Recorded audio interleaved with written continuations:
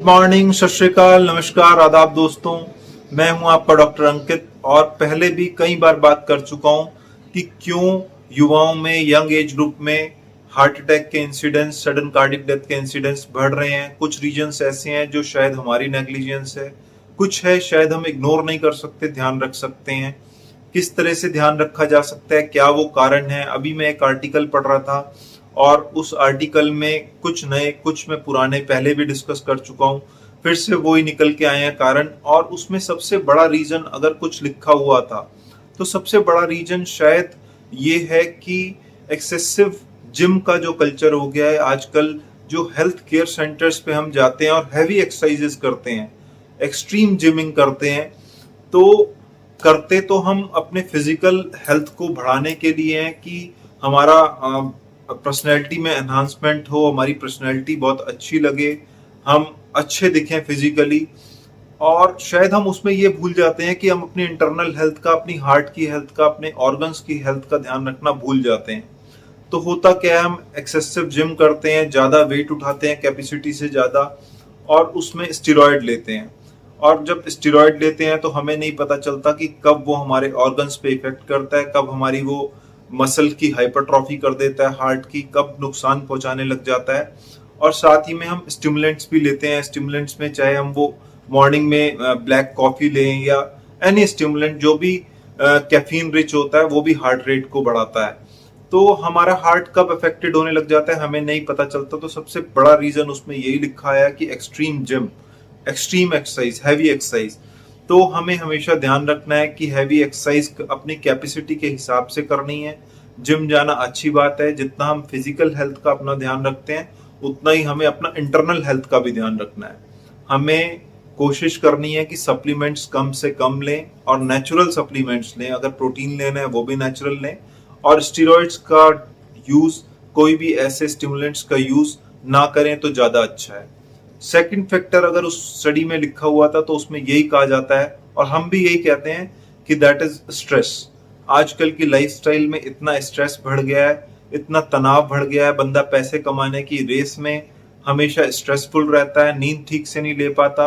अब जब स्ट्रेस रहता है तो मेलेटोनिन हार्मोन जो हमारी स्लीप को रेगुलेट करता है वो डिक्रीज होता है।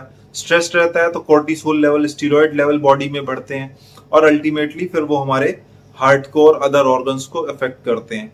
और रिजल्ट क्या होता है कि क्रॉनिक स्ट्रेस बनी रहती है, मेलेटोनिन डिक्रीज रहता है, नींद कम आती है, स्ट्रेस और बढ़ता है, स्टीरॉइड्स और बढ़ते हैं, और हार्ट की प्रॉब्लम होने का खतरा भी बढ़ जाता है। तो दूसरा फैक्टर अगर निकल के आया दैट इज स्ट्रेस। उसके बाद अगर हम थर्ड रीजन की बात करें तो थर्ड रीजन है स्टिमुलेंट्स, जिनको हम फिर से वही बात करते हैं। जैसे हम स्टिमुलेंट का यूज हो सकता है एक्सरसाइज करने के लिए करें, हो सकता है अपनी स्ट्रेस को कम करने के लिए हम चाय कॉफी का ओवर यूज करने लग जाते हैं, हम ड्रिंक्स लेते हैं, कैफिनेटेड ड्रिंक्स लेते हैं, और वो जो स्टिमुलेंट्स होते हैं उसमें कैफीन होता है, वो हमारे हार्ट रेट को बढ़ाता है। और किस समय में वो हार्ट रेट बढ़ाते बढ़ाते हमारे हार्ट को एनलार्ज करने लग जाता है। हमारा हार्ट जब बार बार धड़कता रहता है, तेजी से धड़कता रहता है, तो हमें नहीं पता कि हमारी इंटरनल हेल्थ खराब हो रही है, और अल्टीमेटली जब वो इतनी खराब हो जाती है तो किस समय में सडन कार्डियक डेथ का कारण बन जाती है शायद हमें पता भी नहीं चलता।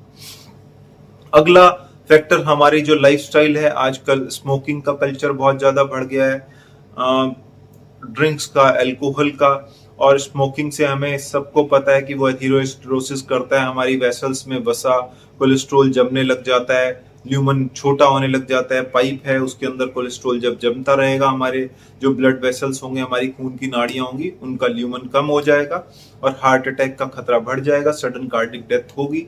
और हम सोचेंगे कि हम हेल्दी हैं, लेकिन शायद वो हमारी लाइफस्टाइल की लापरवाही है। हम स्मोकिंग करते हैं, हम अल्कोहल लेते हैं, हमने स्ट्रेसफुल लाइफ बनाई हुई है, और हम सडन कार्डियक डेथ का शिकार हो जाते हैं।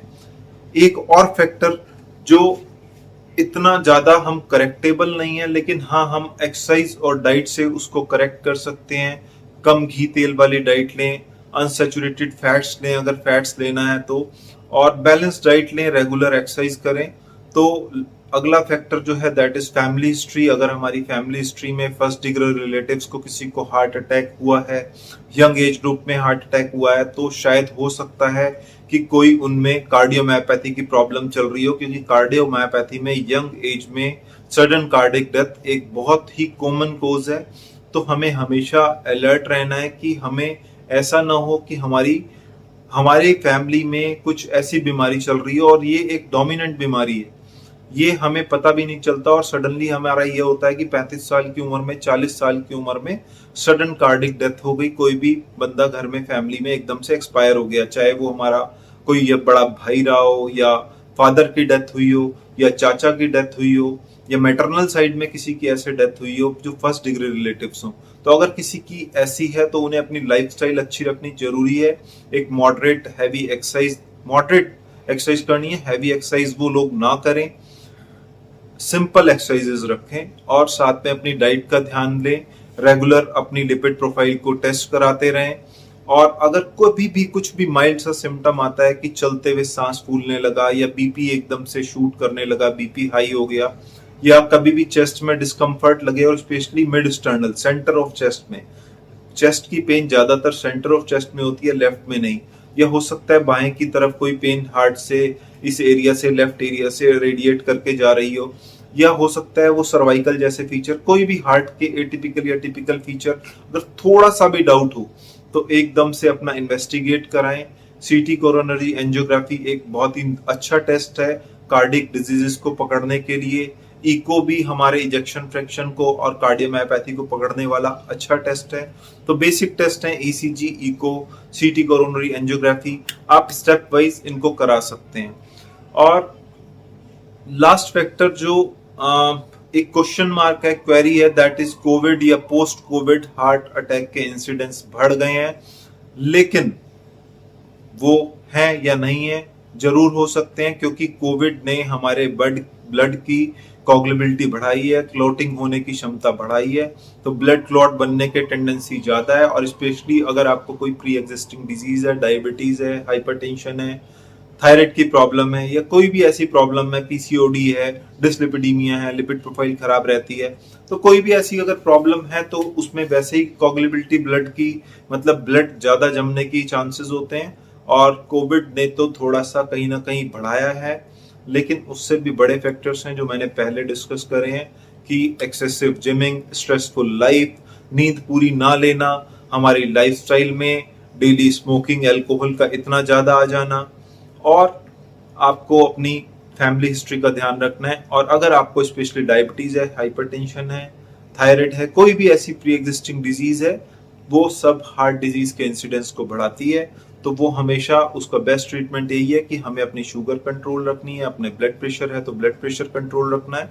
मैं अपनी बहुत सारी पहली वीडियो में भी ये बात कर चुका हूं, तो आप भी थोड़ा सा ध्यान दें और अपने नियर एंड डियर्स को, स्पेशली यंग एज ग्रुप के बच्चों को वीडियो शेयर करना मत भूलिएगा, क्योंकि यंग को एक बार के लिए जब ये वीडियो सुने और देखें, और कुछ लोग भी अगर उसको देख के अपने लाइफस्टाइल में चेंजेस लाएं, तो मतलब हम सक्सेसफुल हैं। मेरी वीडियो बनाना सक्सेसफुल है और आपकी शेयर करना सक्सेसफुल है। तो आप अपना ध्यान रखिएगा, फिर से मिलेंगे एक अच्छी सी वीडियो के साथ। तब तक के लिए अपना ध्यान रखिए, टेक केयर, बाय बाय।